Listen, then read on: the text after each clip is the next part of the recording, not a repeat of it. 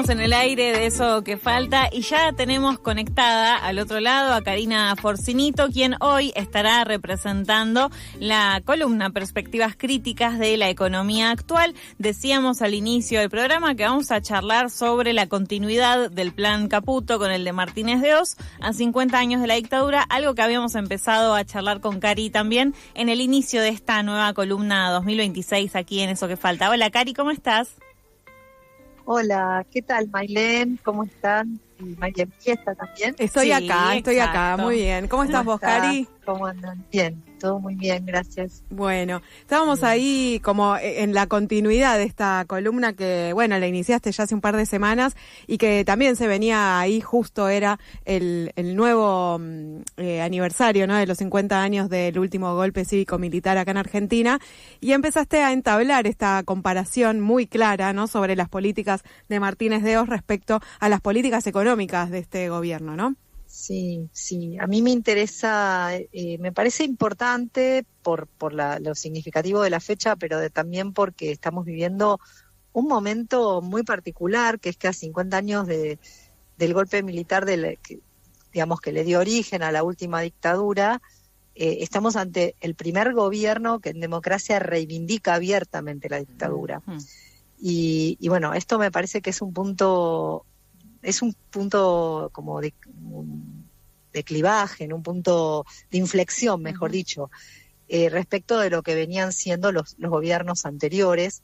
Y me parece que entonces conviene, además de repasar continuidades y rupturas, recordar primero, y de modo complementario con la columna previa, algo que tiene que ver con las bases de lo que se entiende como un proyecto neoliberal de sociedad, que se trata de la preeminencia del derecho a la seguridad jurídica del gran capital y de la propiedad en general como principal derecho humano por sobre el resto de los derechos humanos, el derecho a la vida, el derecho a la libertad de expresión, el derecho a la vivienda, el derecho al trabajo. Bueno, el sistema de derechos humanos que tiene una relación sistémica, ¿no?, entre las partes y que es la base de la democracia, es reducido en el proyecto neoliberal, tanto en el de Martínez de Hoz en aquel momento, Videla, Agosti, Macera, ¿no?, y con sus ministros, de su ministro de Economía, su primer ministro de Economía, y después los subsiguientes, es reducido a la preeminencia absoluta del derecho a la seguridad jurídica del gran capital en particular y de la propiedad en particular, en general el gran capital y la propiedad en particular. La eficiencia también es el valor que de alguna manera predomina por sobre la justicia distributiva y la democracia, la sustentabilidad ambiental, otros valores que en la economía en general se conjugan, se ponderan, ¿no?, con la eficiencia. La eficiencia, en un sentido privado del término, no es el único objetivo que existe en la economía y en la política económica. En esta concepción también la desigualdad, que es motor del mérito, y la búsqueda del lucro, ¿no? Eso también es muy importante. Y hay un predominio de la libertad individual por sobre la solidaridad y la fraternidad, que son, bueno, valores ligados al proyecto de la Revolución Francesa y al proyecto de la modernidad, ¿no? Eso es lo que Milei, acusa de colectivistas, ¿no?, como una mala palabra.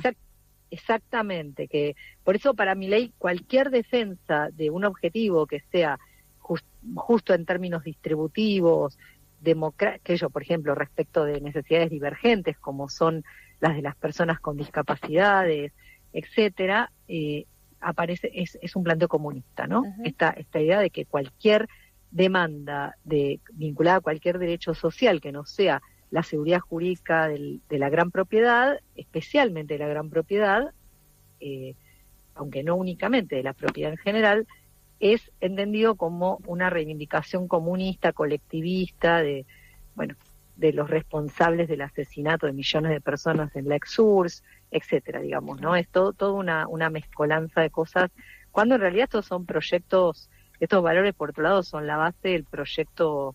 La solidaridad y la fraternidad están en la base del proyecto de la modernidad, no son necesariamente están en la base del liberalismo económico, pero los neoliberales hacen un reduccionismo en materia de derechos que es muy importante. Eso es algo que yo quería agregar o profundizar respecto de la columna previa, ¿no? Donde trabajamos esta cuestión. Sí.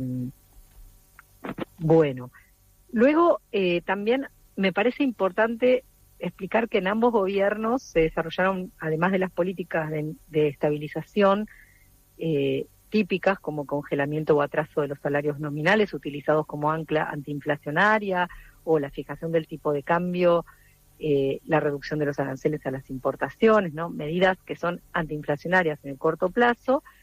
Lo más importante, que tiene consecuencias en el largo plazo, son estas medidas articuladas con las reformas pro mercado en la intervención del Estado en la economía.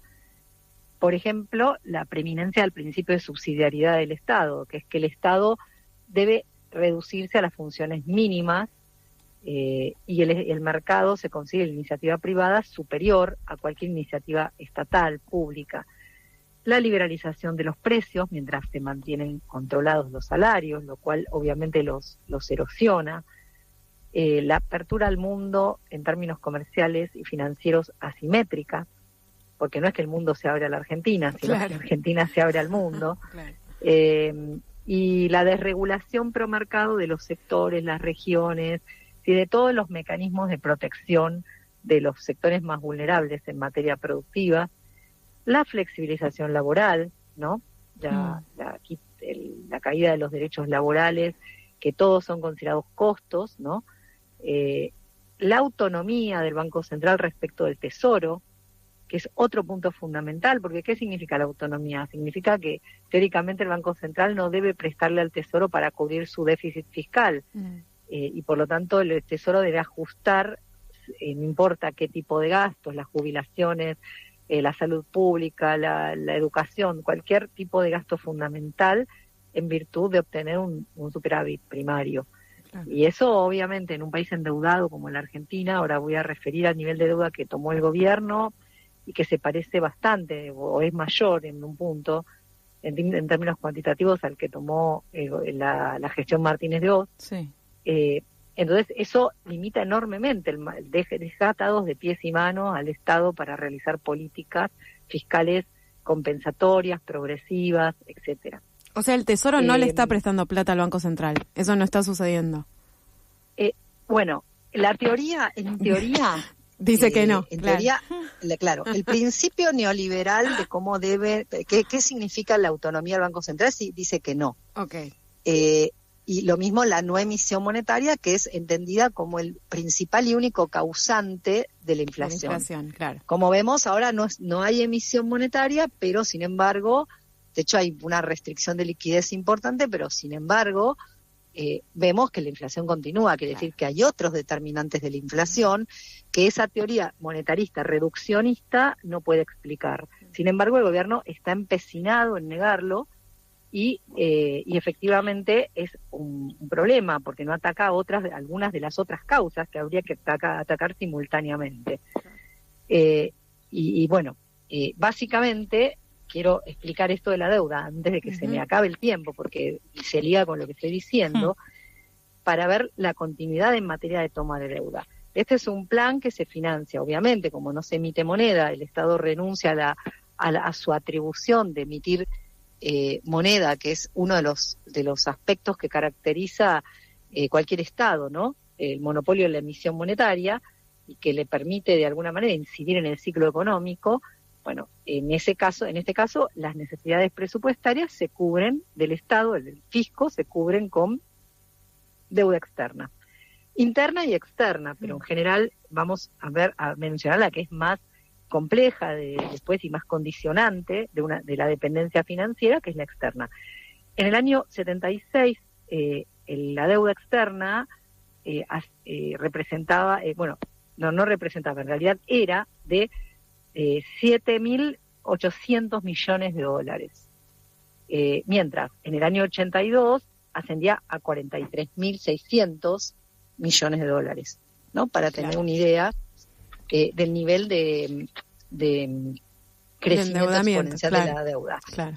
Esta deuda fue acompañada por procesos de valorización financiera que explicábamos la vez pasada, el llamado carry trade, donde el Estado garantiza los dólares para hacer el negocio de valorización financiera, de cambiar los dólares de la deuda a pesos, colocarlos financieramente, obtener un rendimiento en pesos mayor que la tasa de interés internacional y volver a cambiarlos a un dólar cuyo valor se garantiza a través de una tablita cambiaria o a través de una flotación sucia del tipo de cambio como es ahora, donde se mantiene relativamente constante el valor del dólar, y esto va generando un aliciente al endeudamiento para la valorización y para luego formar lo que se llama fuga de capitales, es formar activos externos, ya sea con vistas de ahorro para la gente que pueda ahorrar, para el público que pueda ahorrar, pero principalmente para las empresas que pueden efectivamente generar colocaciones fuera del país y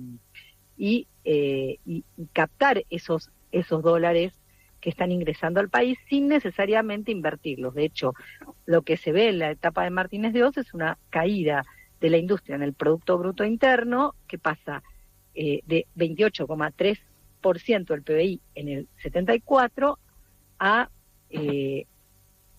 22,2 en el 81, cuando la tablita explota, ¿no? Claro. Y una participación de los asalariados en el ingreso, del que va desde el 51 en el 74, 47 en el 73, al 27% en el 82 y al 30% en el 83. Es decir, este es el correlato de esta experiencia de política económica regresiva. Si vamos al plan Caputo,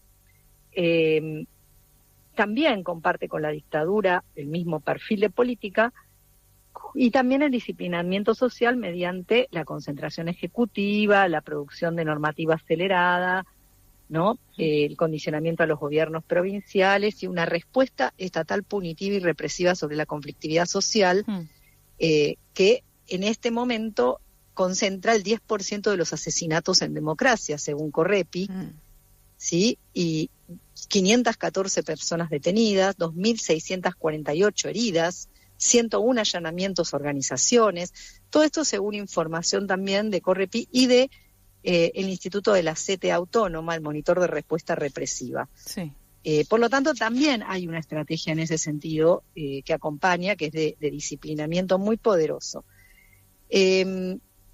¿Qué pasó en materia de deuda durante la gestión Caputo? Que va 2 años y un poquito, ¿no? Bueno, el stock de deuda aumentó 75.312 millones de dólares. El stock de deuda. ¿El externa. stock es lo que nos prestaron? ¿Ese sería Sí. el stock? Okay. Es el capital que nos prestaron. Okay. Y la fuga de capitales o los activos externos que se generaron en este periodo asciende a 33.238 millones de dólares.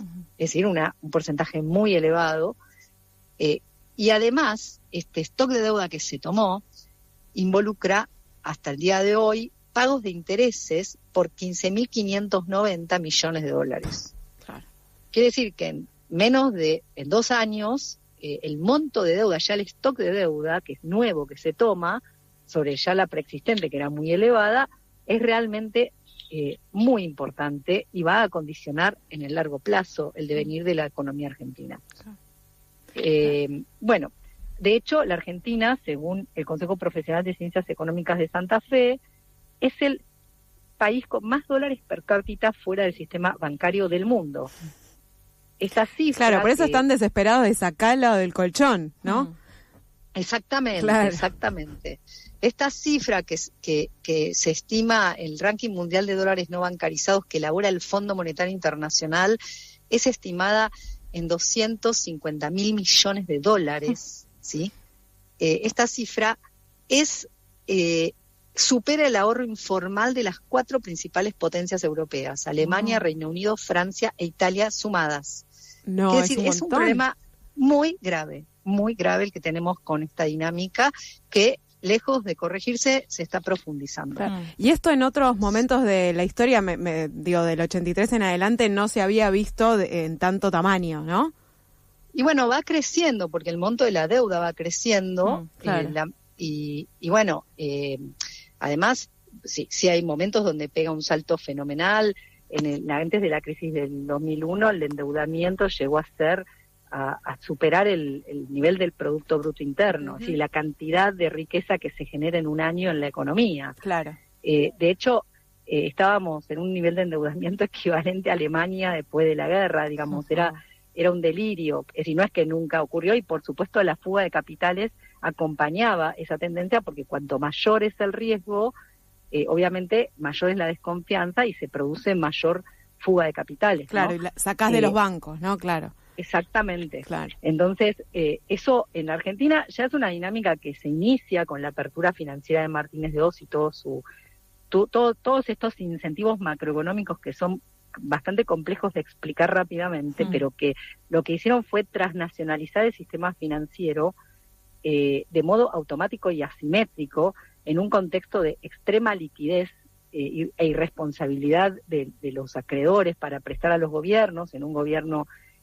ilegítimo desde el punto de vista que ni siquiera era un gobierno electo, y ahora encima tenemos esta dependencia de la mano directamente del endeudamiento que Estados Unidos le está proporcionando ya de manera casi directa al gobierno de Milei, ¿no? En función de la relación que tiene con el gobierno. Es decir, tenemos una situación cada vez más agravada de dependencia financiera y nuevamente una utilización que elude la función principal que tiene el capital, que es impulsar la acumulación de capacidades productivas en la economía que puedan generar nuevamente riqueza para poder repagar ese crédito. De hecho, hoy, para tener una comparación de los dos números que yo mencioné, la industria, cuando asumió Milei, pesaba en el PBI un 15,8 y hoy está en un 13,7 en muy poco tiempo. Y luego también, otra cosa que uno ve, es una caída muy importante en la participación de los asalariados en el ingreso, por supuesto en los salarios, en la participación de los asalariados en el ingreso, la pobreza y la indigencia. Es decir, que el endeudamiento permanente y creciente aparece y se profundiza como vector principal de disciplinamiento y subordinación en lo que hace a la soberanía económica, productiva, financiera, pero también política y social, ¿no? Tanto a los acreedores de la deuda como a los sectores que se benefician internamente con este tipo de negocios.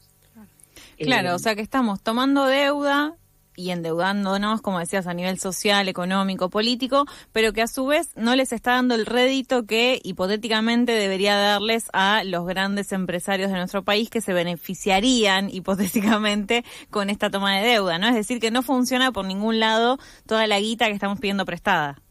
No, en realidad es así, digamos, las empresas que tienen capacidad, en este contexto muchas empresas para sobrevivir a la baratura del dólar artificialmente generada por la política cambiaria, sumada al atraso que genera el aumento en el nivel general de precios, que lo que hace es volver, digamos, no competitiva la producción doméstica respecto de la del resto del mundo y particularmente respecto de la de los países asiáticos, ¿no? Que claro, es muy barata, entonces efectivamente ahí la oleada de importaciones es aprovechada por las empresas que tienen estructuras para comercializarlas, dejan de producir, importan y además toman deuda, hacen carry trade, es decir, hacen valorización financiera y hacen una ganancia, no sé, si la tasa es de un 30%, vos imagínate que si el dólar está planchado un año, vos haces en un año una ganancia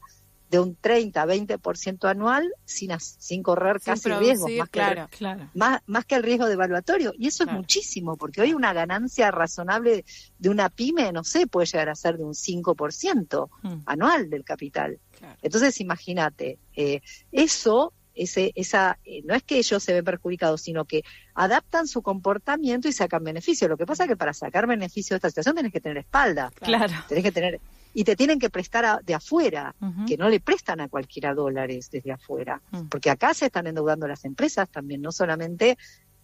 pero de hecho, bueno, también están las empresas del RIGI, que hay 16.000 millones de dólares de proyectos nuevos que están... que han confirmado su adhesión al RIGI, y también minería, petróleo, pero fundamentalmente minería metalífera, que también es un elemento que todavía no se plantea como algo que repercute en la economía, porque esas cosas maduran a largo plazo, ¿se entiende? Uh-huh. Más allá de que los eslabonamientos productivos que tiene la minería son muy escasos, efectivamente eso no madura en el corto plazo. Claro. En suma, digamos, es una estrategia de desigualdad, ¿sí?, que además está asociada a la insostenibilidad ambiental, esto que yo mencionaba de la minería y el petróleo, y lamentablemente a una repetición de una lógica de larga data impulsada por los proyectos neoliberales en la Argentina, porque no nos podemos olvidar del proyecto de Cavallo, uh-huh,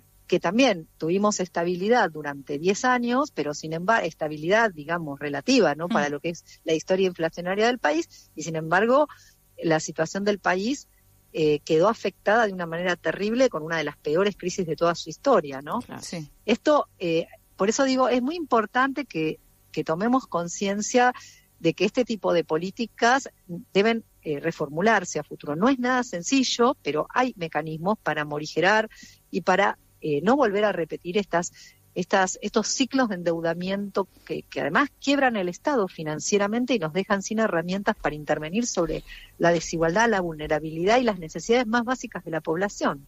Cari, así que bueno, sí, un poquito traté de resumir, no sé si se entendió. Sí, Maylene, un montón, y me parece que está buenísimo poder hacer este paralelismo, también poder entender un poco todas las decisiones que se están tomando a nivel económico, porque la verdad es que es cierto, ¿no?, que quizás uno las empieza a escuchar por separado, pero vos hiciste un relevo no tan extenso de estas políticas económicas, que claro, se van engarzando unas con otras y termina, ¿no?, digo, porque me parece también re importante este ejercicio que propones, de decir, che, esto se sostiene por disciplinamiento social, disciplinamiento económico, disciplinamiento en manifestaciones, la soberanía económica, sociales, claro. Total, ¿no? O sea, como es interesante todo el tiempo hacer ese paralelismo porque también tampoco funciona de otra manera que no sea esa, ¿no? Claro, porque y además también eso va erosionando la credibilidad del gobierno. De hecho, las encuestas al gobierno le están dando muy mal, está perdiendo apoyos. Y esto tiene que ver con que la gente estaba esperando y uno pregunta en la calle y la gente dice, bueno, hay que darles tiempo. Y bueno, pasa el tiempo y la situación laboral está peor, los ingresos están peor, entonces el achicamiento del mercado interno está peor. Y bueno, lo que pasa es que evidentemente este ciclo está acelerado respecto de, por ejemplo, el de la convertibilidad. Claro. Porque la burbuja tiene que ver con la magnitud del endeudamiento que sostiene la economía de casino que se arma. Claro, total. Así que bueno, vamos a ver qué pasa, pero realmente, más allá de eso, hay que aprovechar este tiempo, este impasse, para que reflexionemos críticamente sobre esta reiteración. Total. Porque realmente hace falta una politización del tema, en el buen sentido del término, ¿no? Sí. Cari, mil gracias por este encuentro. Besos. Nos encontramos prontito. Pasó Karina Forcinito al aire en esta columna Perspectivas Críticas de la Economía Actual, marcando esta continuidad del plan económico de Caputo con el de Martínez de Oz.